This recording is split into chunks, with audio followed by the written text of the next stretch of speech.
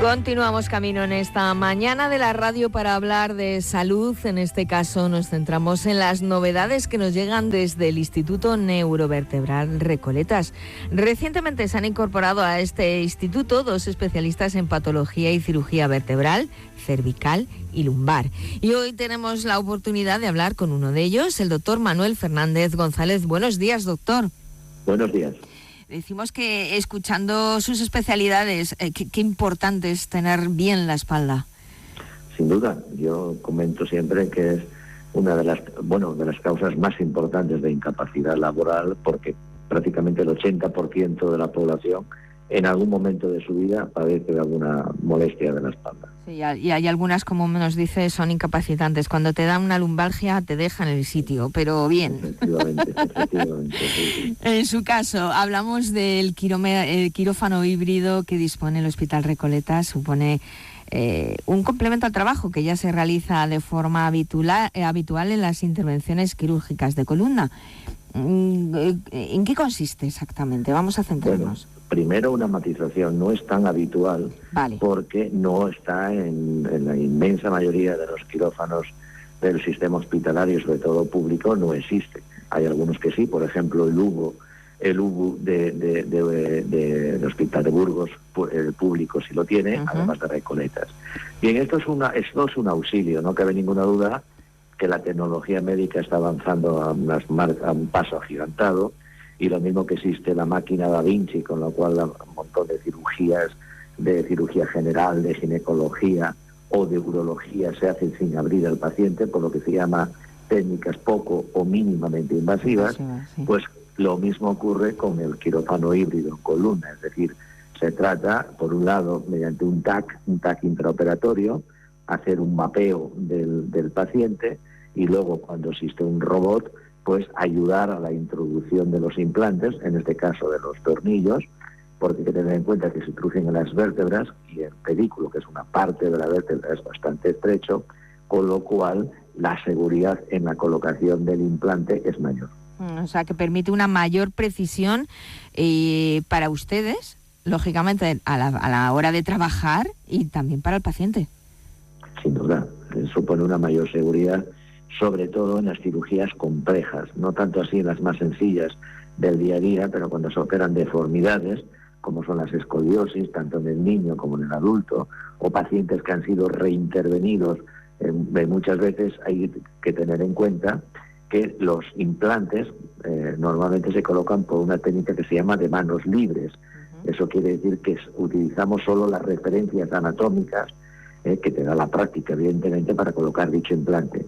¿Qué ocurre? Cuando un paciente está reintervenido en varias veces, o hay una deformidad en que la vértebra está rotada y no se ven bien esas referencias, la posibilidad de que el implante vaya mal colocado es mayor que si vamos guiados por un escáner y un navegador, sin ningún tipo de dudas. Bueno, y además es que puede reducir muchísimo el margen de error y de una posible desviación. O sea, les ayuda a ustedes un montón a la hora de trabajar, porque no es una zona delicada, es muy complicado. Bueno, todo es delicado cuando hablamos de medicina y de intervenciones tan complicadas como las que nos está hablando, pero les ayuda mucho. O sea, la posible desviación, reducir el verlo, es importantísimo. Bueno, a mí me gustaría, puesto que esto va al público general, hacer una aclaración, porque claro, la gente oye esto y piensa que si le van a operar sin un navegador, sin un TAC, pues imposible, esto no puede ser así. No, vamos a ver, en la mayoría de los casos, una desviación del implante no tiene una repercusión clínica para el paciente grave. Y como he dicho antes, en muchos hospitales, por ejemplo, en el que yo trabajo por la mañana, se tiene que hacer por técnica de manos libres, que se viene haciendo desde hace muchos años, e insisto, no hay que atemorizar a la población, no, a mí me tienen que operar con un escáner porque si no voy a quedar mal o voy a tener problemas. No, pero es verdad que en la columna lo que tiene es que yo acostumbro a decir la figura de que es el estuche de una estructura muy importante como es la médula y los nervios.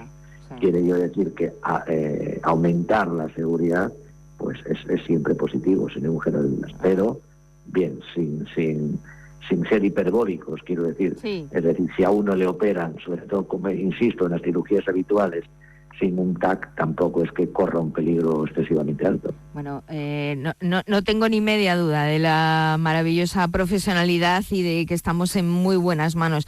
Si tenemos algún elemento que nos pueda ayudar a mejorar, pues siempre bienvenido es, lógicamente. ¿Cómo es la recuperación del paciente después de una intervención quirúrgica de columna? Pues depende.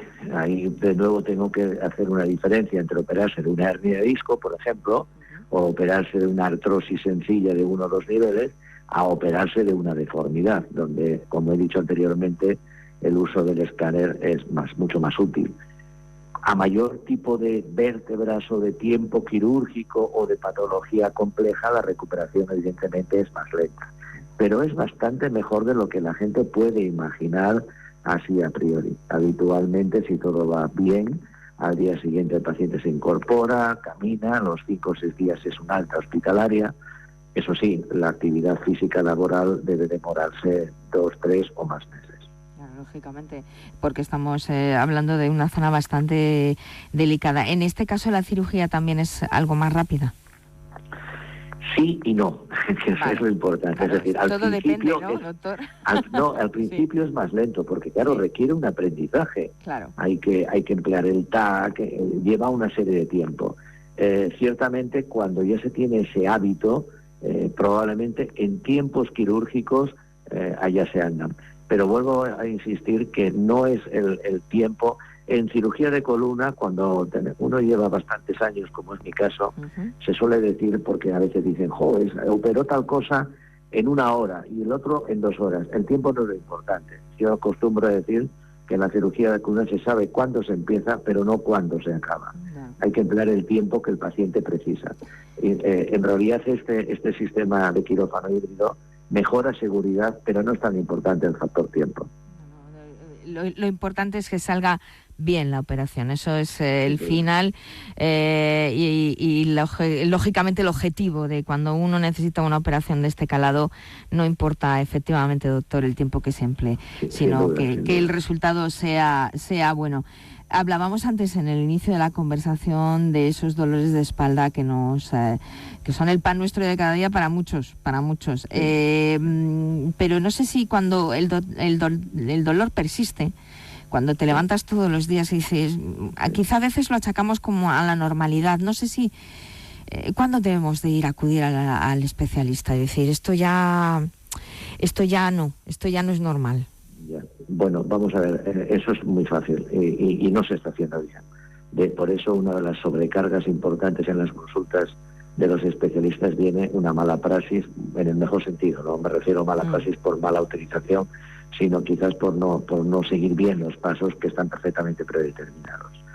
Más del 80% de las lumbalgias son lo que llamamos lumbalgias de esfuerzo, que se acompañan de contracturas musculares, casi siempre secundario a la artrosis, que todo el mundo sabe que artrosis es algo propio de la edad. Es decir, todas las personas con la edad, las articulaciones se van desgastando y entonces surge la artrosis. ¿Qué es lo que hay que hacer? Pues además de una buena higiene postural fundamental, es decir, mantener ejercicio físico, procurar no engordar, tener un buen tono muscular, etcétera.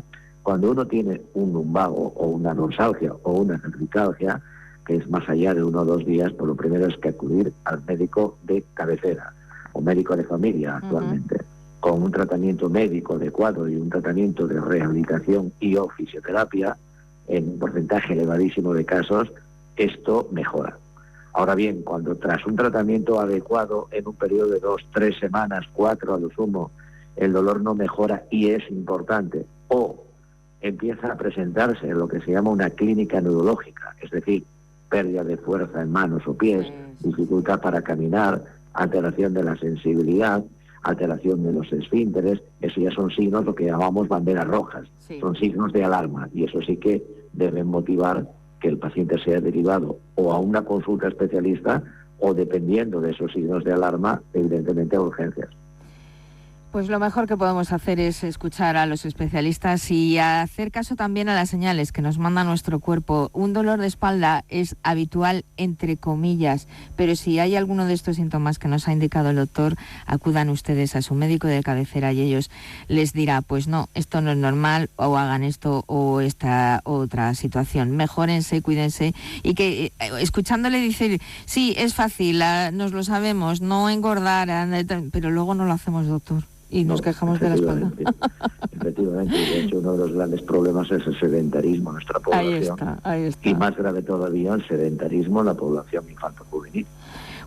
Ahí tendríamos para hablar otro rato. Hemos conocido algo, y además muy interesante, algo de la especialidad en patología y cirugía vertebral del Instituto de Neurovertebral Recoletas, gracias al doctor Manuel Fernández González. Muy interesante, traumatólogo, muy interesante. Hablaremos más adelante porque en la espalda, como decíamos, nos duele a muchos, casi todos los días. Gracias, doctor. Cuando queráis. Muchas gracias a vosotros. Gracias.